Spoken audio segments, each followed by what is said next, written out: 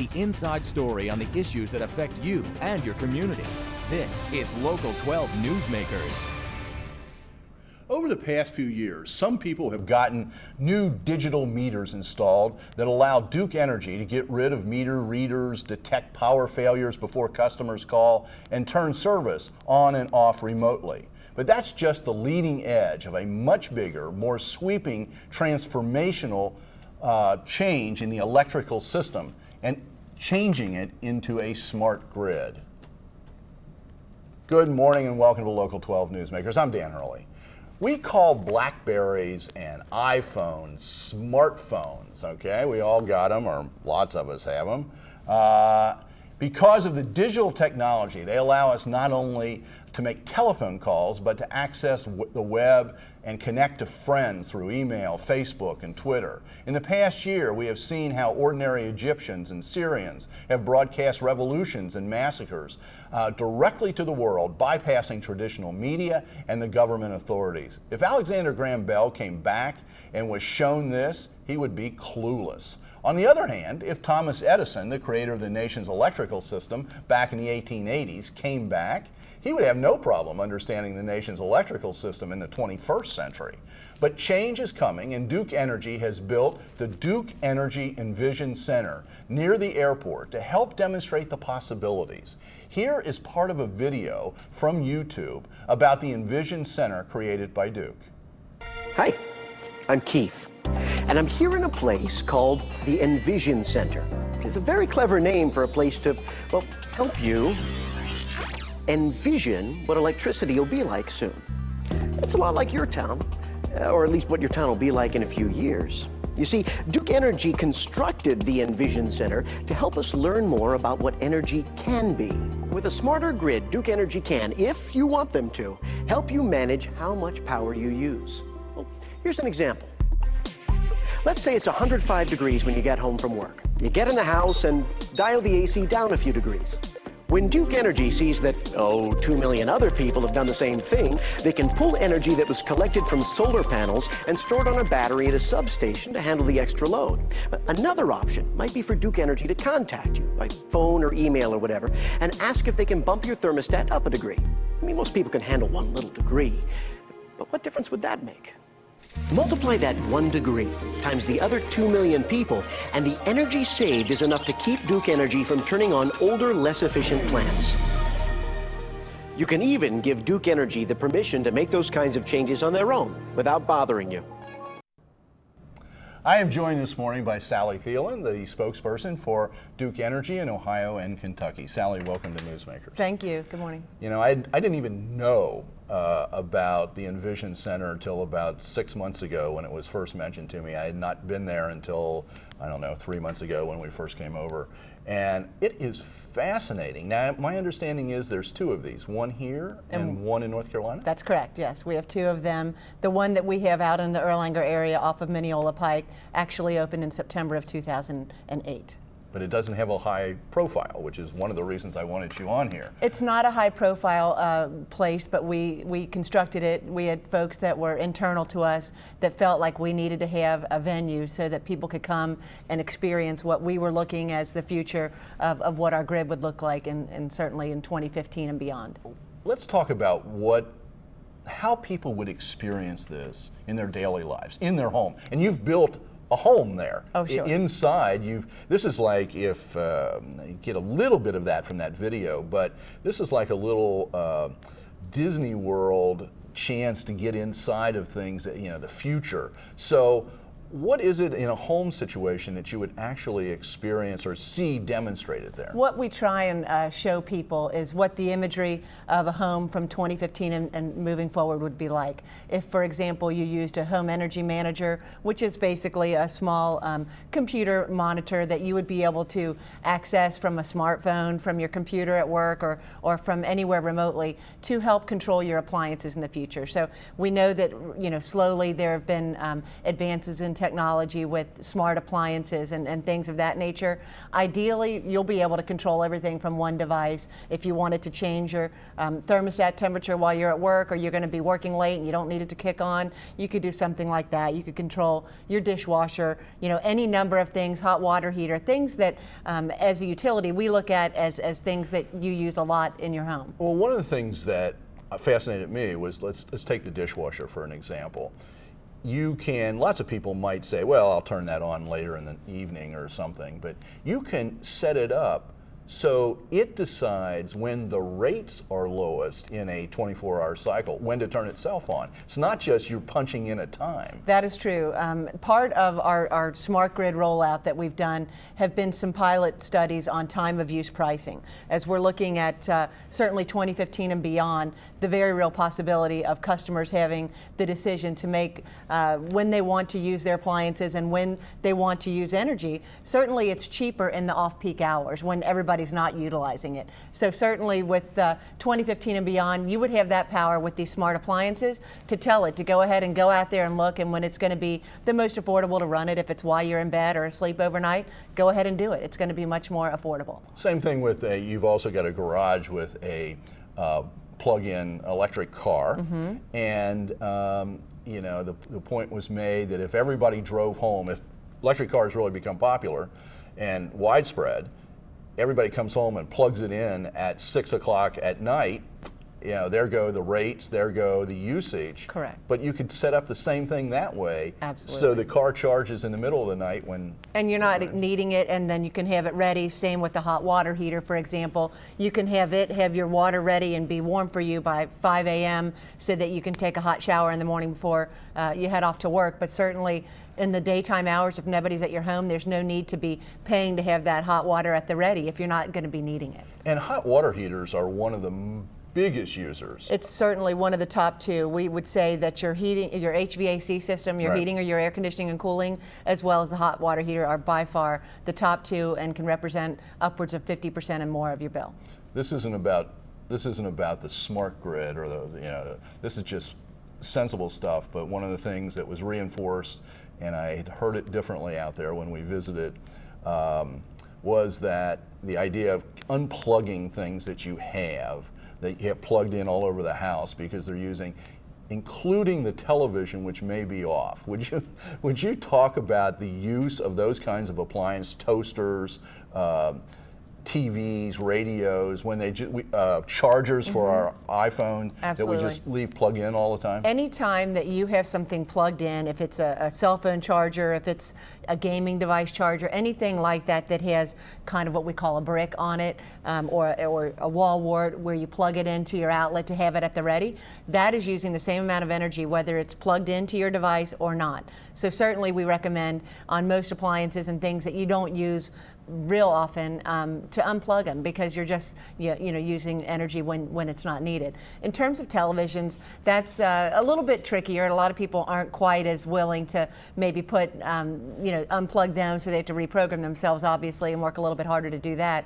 But there are products out there that are called a smart strip, for example. It's a power strip that will go into a standby mode and not drain off the television and use electricity when it's in the off position, but it will retain your settings. So you can get those sorts of devices online. You can get them at the big box, Home Depot, Lowe's, those types of stores and hardware stores. But there's different options, and certainly one thing that we say is, just to kind of see what you're utilizing at home, wait till it's evening and turn off all your lights and look around, whether it's in your family room, whether it's in your kitchen, in a bedroom, and look and see how many little lights you see on still. All of those mean they're utilizing energy, even though you might not think they're on. Yeah, and using maybe a lot of energy. It all adds up. It all adds up. Let's move outside the home. When we get back to the smart grid, move outside the home. And one of the big problems that everybody experiences at some point is there's a storm and the electricity goes out. And I've pulled another piece of the video from YouTube from the Envision Center. Let's just take a look at that for a second. Okay. Uh-oh. Thunder, storms, lightning.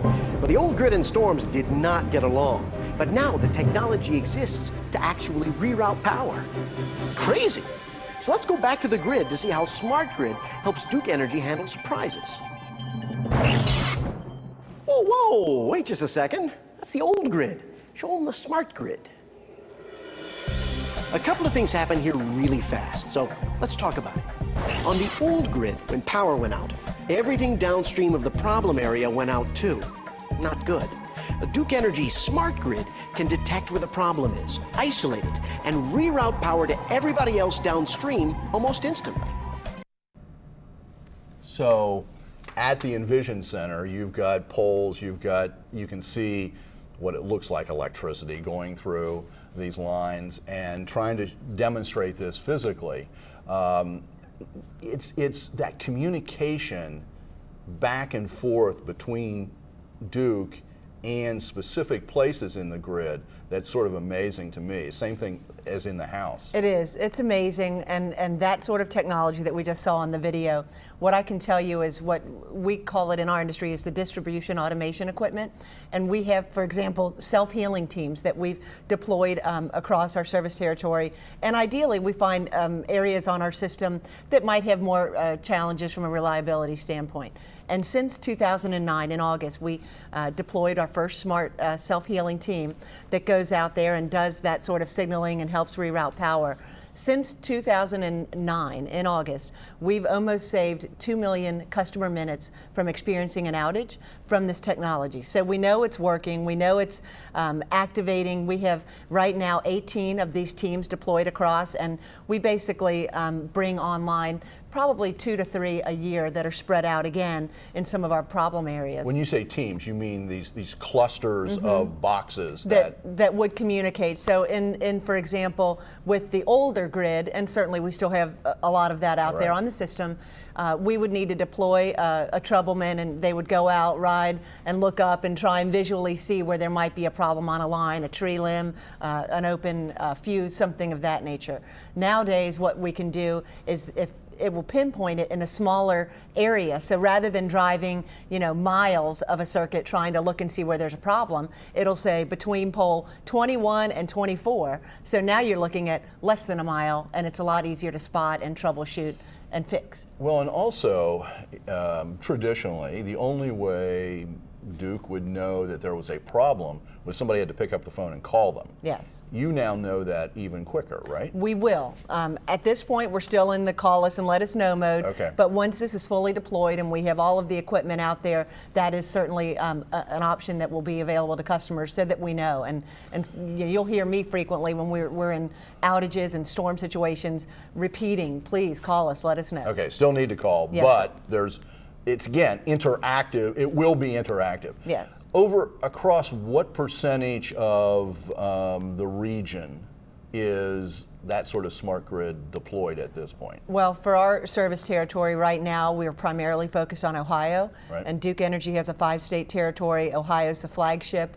We are in the middle of a 5-year deployment program, and we're just probably at about 65% complete with that program.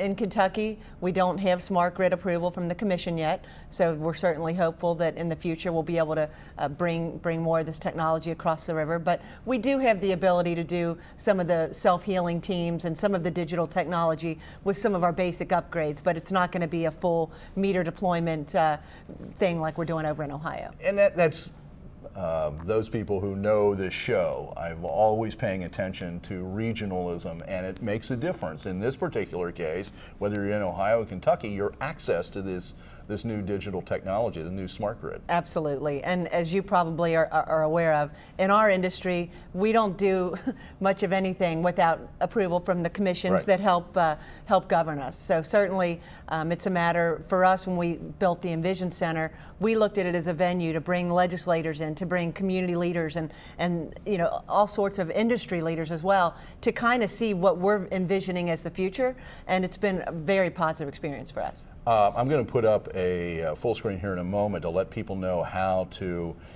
make contact with the Envision Center. What do you say to who can come? When can they come? Do you want people to come in groups? This is not just open to anybody just sort of stumbling in. Right? The door's not open to just come knock on the door and take a tour per se.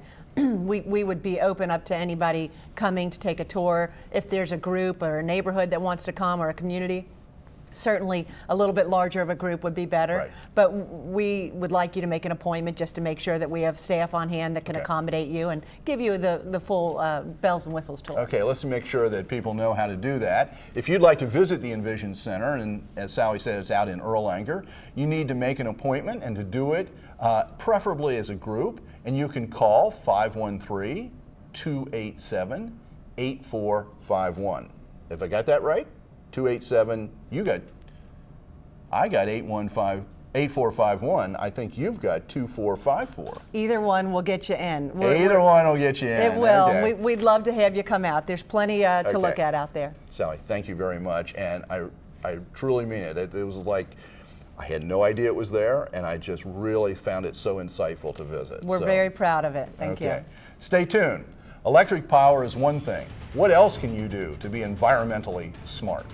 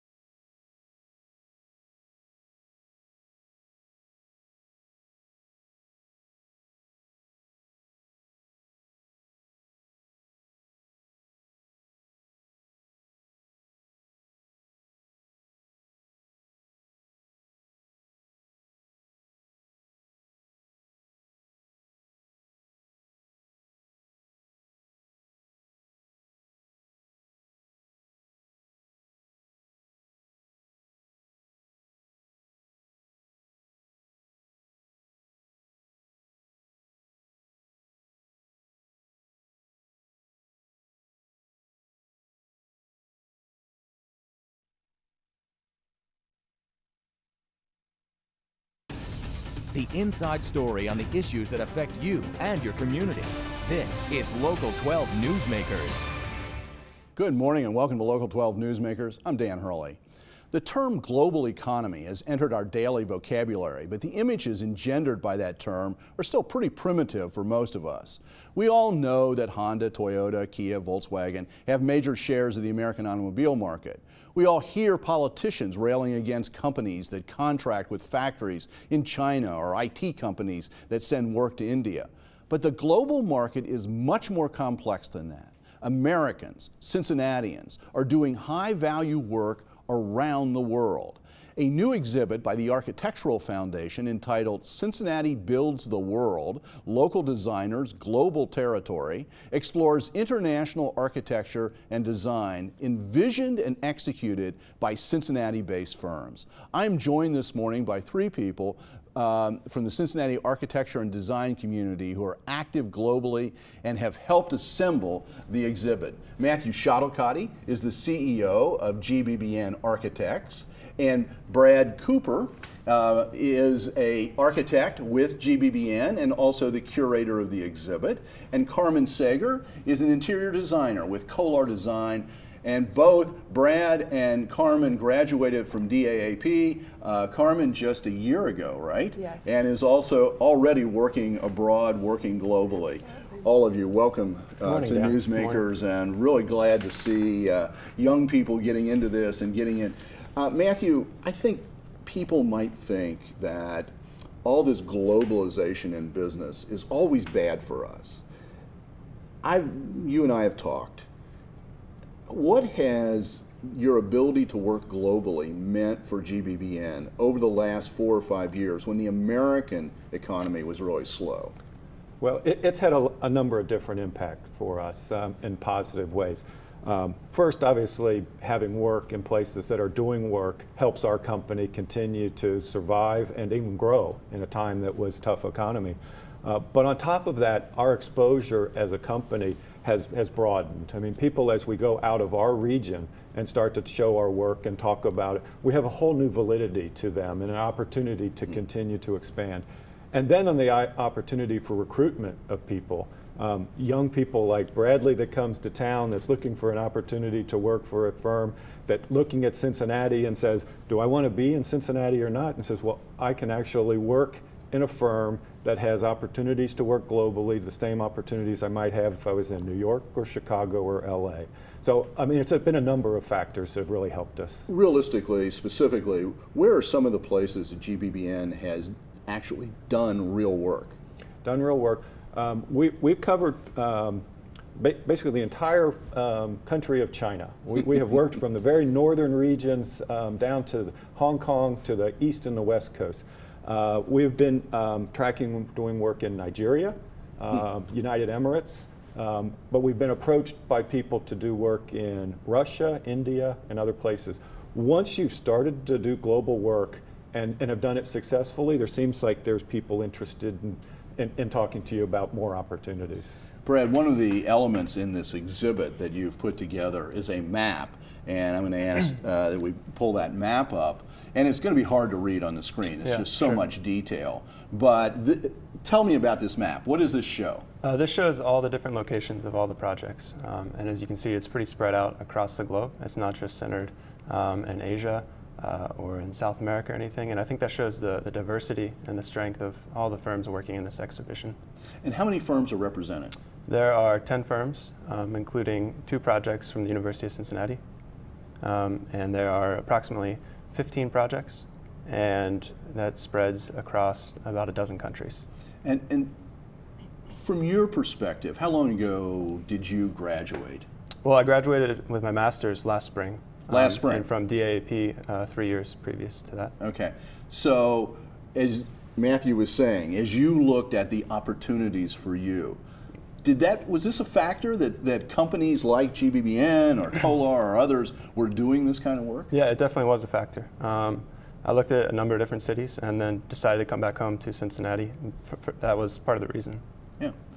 Carmen, you work for Kolar. You're an interior designer, am I right? Yes. And so what are some of the projects that Kolar has been working on? Currently, from the interior design perspective, we have been working on branded environments and environmental graphics, a lot within the Procter & Gamble industry and within our Cincinnati hospitals, children's hospitals specifically. Globally, it's Procter & Gamble, in which we work in their corporate office environments and enhancing their user experience in everyday life.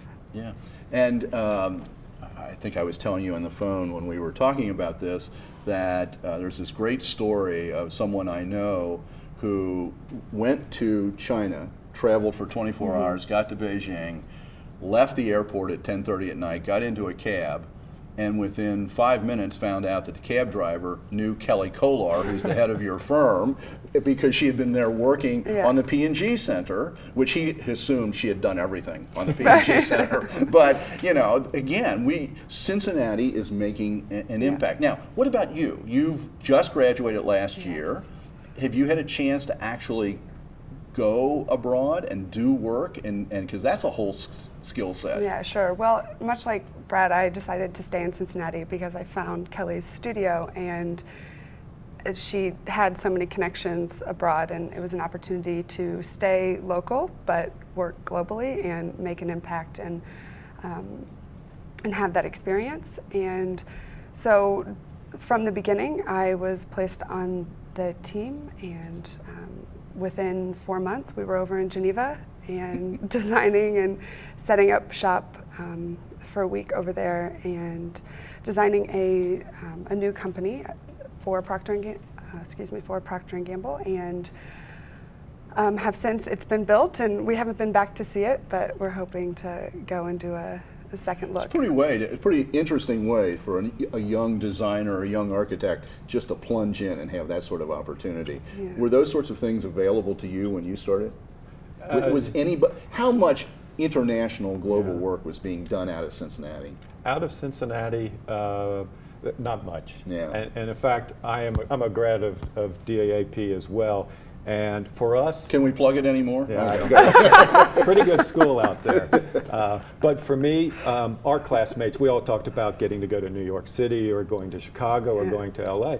Well, you know, Bradley and Carmen's class, they're talking about going to Brussels, going to Paris, going to Beijing, going to India. the opportunities are totally different, and what they come back with is very different. The opportunities are completely different, but you can still stay home based Yes. in Right. Cincinnati. Exactly. That's the fascinating Absolutely. thing. Let's take a look at some of the projects. There's a GBBN project, and here it is. And by the way, I had to shorten Cincinnati Builds the World. I apologize, but it won't fit on our screen. So Cincy Builds the World. Matthew, what's this project? This is one of your projects. This is a project in Central Business District of Beijing, and it's one of the smaller projects that we've worked on over in China. It had opened last year. It sold out in about 3 days. So as far as you talk about the real estate market, it becomes very different. Uniqueness about this project is that it's designed for a mix of the Chinese culture and the international approach, and that was one of the reasons that we had this commission to do it. And it's been very successful as a project, and we actually have employees in our office that are living there. So I guess that's a good testimony. Wow, yeah. There's another one, and Bradley, I'd like you to talk about this one, because this is Jack Rouse and Associates project, and since we don't have a representative of Rouse here, since you're the curator, what's this project? Because it's colorful, it looks good, and I have a feeling I kind of know what this is about. Yeah, this is Ferrari World, and it's in Abu Dhabi in the United Arab Emirates, and it's part of Jack Rouse's work and amusement parks. So Ferrari is the brand of the amusement park, and they wanted that brand to be infused in the space, which you can kind of start to see here. And it is about 1 million or so square feet, I think. Wow. Yeah. Underneath one roof, and there is the fastest roller coaster in the world there, and a lot of other attractions that you can go to. For instance, women are not allowed to drive in the area, so one of the attractions is a track for them to get on the cars and drive around the track. And they're allowed to do it inside. Yeah, inside correct. it. Now, Jack Rouse has been doing this sort of entertainment thing outside the United States for a long time. There's a company that did have a profile beyond the shores of the United States. Yeah. Let's take a look. One of the ones that I found really interesting, and well, two things. One, coming out of DAAP. Here's these universal symbols. And what's going on here? These are all symbols that are intended to be placed in hospitals around the world. And it's to communicate across language barriers. So you'd be able to look at these symbols and know where you're supposed to go and what that area is. These were created at UC, or are these just UC's version of international symbols? It started off as a project with a design firm and the Society of Environmental Graphics. And they designed 22 to start out with. And then a call was put out to different universities, and University of Cincinnati was selected. And they actually designed 20 of the other 28 that have been done. Wow. So it's a set of 50. So Cincinnati gets spread without any words. Right. Mm-hmm. There's another one. It's a very different building than the building that we just saw in Beijing.